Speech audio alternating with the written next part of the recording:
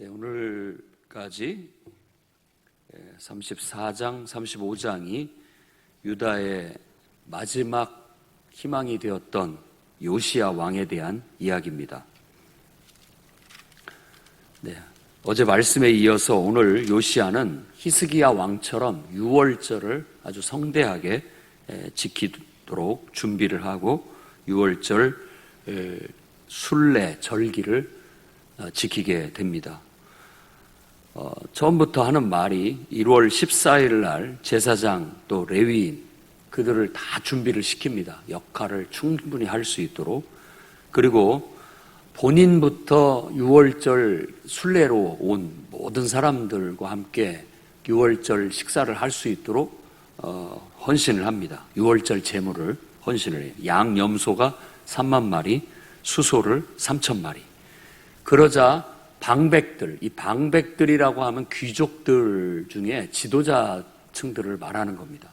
그러니까 나라의 귀족 지도자들이 함께 또 즐거이 같이 헌신을 했고, 성전을 맡은 책임자들 세 사람, hil기야, 스가랴, 여히엘, 그들도 양 2,000마리, 수소 300마리를 내놓았고, 나머지 레위인의 우두머리들, 고나냐를 비롯해서 쭉 소개된 그의 형제들, 그들이 양 5,000, 수소 500마리를 내놓아서 유월절을 성대히 지킬 수 있도록 만반의 준비를 갖추게 됩니다. 유월절 절기는 순례 절기예요. 그래서 신약 성경에도 보면 예수님께서도 유월절에 부모님과 함께 가셨다가 한 번은 잃어버려가지고 놓치고 돌아온 그런 일화들이 소개되어져 있는 것처럼 이스라엘 백성이 다 예루살렘으로 순례해서 가가지고 거기서 각각 이제 이렇게 구분되어져서 유월절 식사를 하게 되는 겁니다. 그런 절기가 이 요시야의 정성을 들여서 저 북쪽에서부터 이제 나라가 망하고 흘러 들어온 이스라엘 유민들, 그리고 이 남쪽에 유다, 베냐민 지파의 모든 사람들 더불어서 꼼꼼하게 철저히 준비해서 그 유월절 절기를 지키게 됩니다. 이 절기를 모세의 율법에 기록된 대로 1월 14일 날 양을 잡고 유월절 저녁을 보내고 그 다음 날부터 7일 동안 무교절로 지키면서 온전하게 지켜내게 됐는데, 이거에 대한 이 성경에서의 평가는 사무엘 선지자 이후 처음이다 라고 그렇게 얘기합니다. 우리도 보통 어떤 것을 강조할 때 그런 표현을 많이 쓰죠. 6.25 이래로 최초다. 혹은 일제시대 이후 처음이다라고 한다든지 이런 식으로 표현을 하듯이 사무엘 선지자 이래로 처음이라고 하고, 사실 열왕기에는 사사시대 이후 처음이었다라고까지 이 요시야가 지킨 유월절을 굉장하게 높게 평가를 하는 겁니다. 그러니까 요시야 왕에 대한 그 시대의 백성들의 기대, 그리고 그 희망, 어떤 것들이 굉장했다라는 걸 알 수 있다고 볼 수 있습니다. 그러니까 55년간 므낫세의 악정에 시달렸습니다. 그리고 그 아들을 왕위에 세웠는데 아몬이라는 왕도 2년 동안 똑같은 악을 행합니다. 그러니까는 신하들이 보다 못해서 그 아몬을 죽여요. 그리고 난 다음에 이 요시야를 세우게 되었던 거예요. 요시야에게 희망을 걸었던 겁니다. 아니나 다를까 어린 나이에 왕이 되었지만 그는 훌륭하게 신앙 안에서 모세의 율법을 따라 하나님의 말씀을 따라 철저하게 나라를 이끌고 잘 다스렸어요. 얼마나 그를 존경하고 백성들이 사랑했는지를 이 유월절을 지키는 것을 보면 알 수가 있습니다. 정말로 그렇습니다.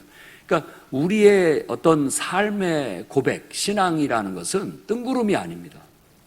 실제로 지도자에 대한 존경이 하나님에 대한 공경심이기도 하고요. 하나님에 대한 공경심이 지도자에 대한 존경심으로 나타나게도 되는 겁니다. 이게 것이 다른 게 아니에요. 그러니까 하나님 대하듯이 해라라는 성경의 가르침은 그게 맞는 말이에요.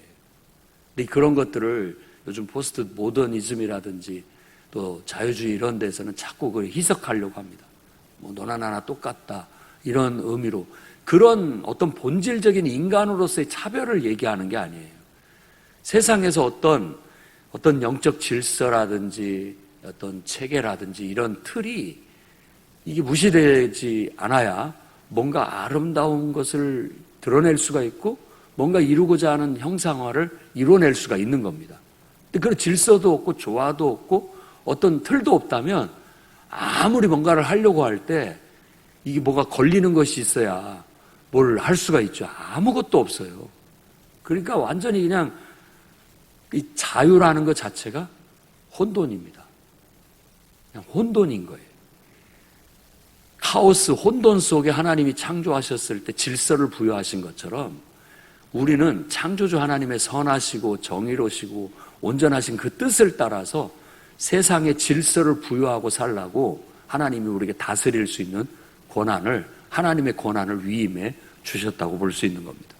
그렇기 때문에 이 요시야라는 지도자를 통해 이스라엘 백성들은 그를 존경하는 마음과 공경하는 마음과 또 하나님을 경외하는 마음이 다 섞여서 이 아름답고 정말 사무엘 선지자 이래로 최초라고 할 수 있을 만큼의 유월절 절기를 지켜낼 수 있었던 겁니다.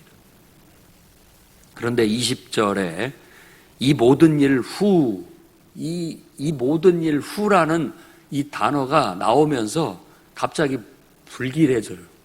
불안해집니다. 그렇게 이제 막 희망을 품고 기대했고 존경했던 한 지도자가 애굽 왕 느고가 유브라데에 있는 갈그미스라고 하는 미스 성이라는 뜻입니다. 갈그미스라는 말은 미스 성. 그 지역이 있는데 그 성에서 그곳이 바로 이 지금 세력이 약화돼서 쇠락하고 있는 아수르를 바벨론이 밀고 들어와서 바벨론이 이제 정복하려는 찰나고 그 사실을 간파하고 있던 애굽도 그 패권 전쟁에 가담하기 위해서 형식상은 아수르를 돕는다는 형태로 올라가는 것이지만 사실은 자기가 이 중동의 패권을 잡기 위한 그런 세력 싸움을 하기 위해서 갈그미스로 가고 있었던 겁니다. 그때 이 요시야 왕이 왜 그 느고 왕 앞을 가로막아 섰는지, 바벨론 편을 든 건지 아수르 편을 든 건지 이 모호합니다. 성경에 나와 있지가 않으니까 알 수가 없어요. 그런데 요시야가 이 군대를 이끌고 올라오는 느고 왕 앞에 섰어요.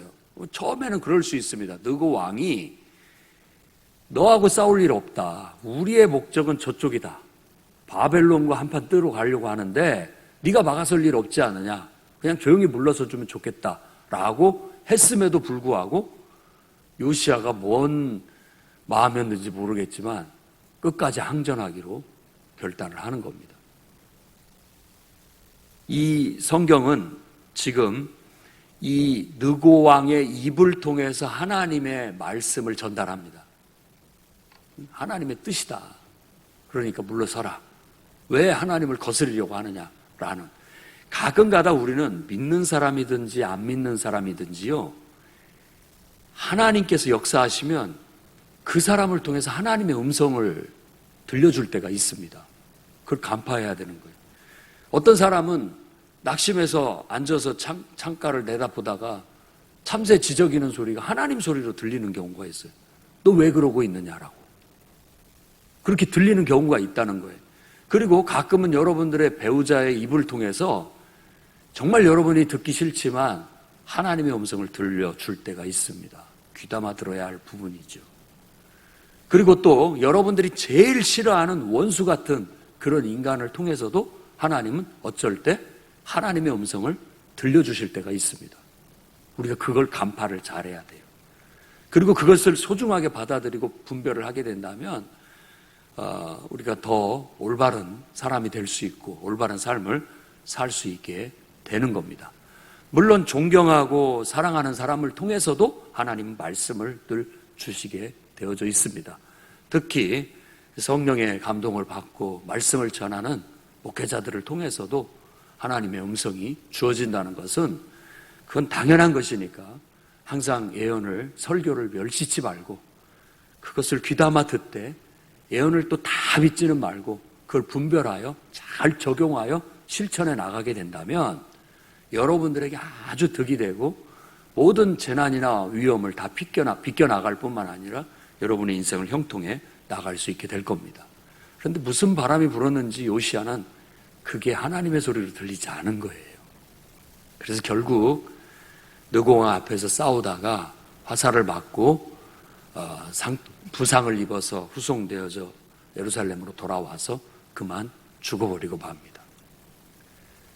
그러니까 지금까지의 모든 왕들의 죽음보다 백성들의 지지와 존경과 사랑을 받는 정말 어떻게 보면 희망이었던 그 왕이 갑자기 가서 죽어버린 거예요. 그러자 이스라엘 백성들은 모두가 다 애통해하고 비통해하고 통곡을 하게 되는 겁니다. 이렇게 슬플 수가 없어요. 이렇게 해석할 수가 없는 거죠. 사실상 요시야의 죽음이 이스라엘의 마지막 희망이 사라져버린 거였습니다. 이제 거의 마지막 위대한 왕이었다라고 해도 과언이 아닐 정도로 나머지 그의 아들들 그리고 손자가 왕위에 오르지만 그들은 진정한 왕이라 할 수 없습니다. 그냥 외세에 흔들리는, 외세에 의해서 세워지고 외세에 의해서 또 죽고 외세에 의해서 왔다 갔다 하는 그런 왕들이었을 뿐인 거예요. 그래서 마치 에레미야도 이때 요시야 왕 13년에 에레미야가 선지자로 부름을 받았다고 에레미야에서 얘기합니다. 그래서 시드기야 왕, 마지막 왕 11년까지 에레미야가 예언을 했는데 이 애가를 지어서 불렀다고 해요. 그런데 이제 뒤에 에레미야서 다음에 에레미야 애가가 나오잖아요. 그 에레미야 애가가 이 애가는 아닙니다만은 무관하지는 않아요. 왜냐하면 에레미야 애가가 바로 망구구의 슬픔을 노래하고 있기 때문에 그래요.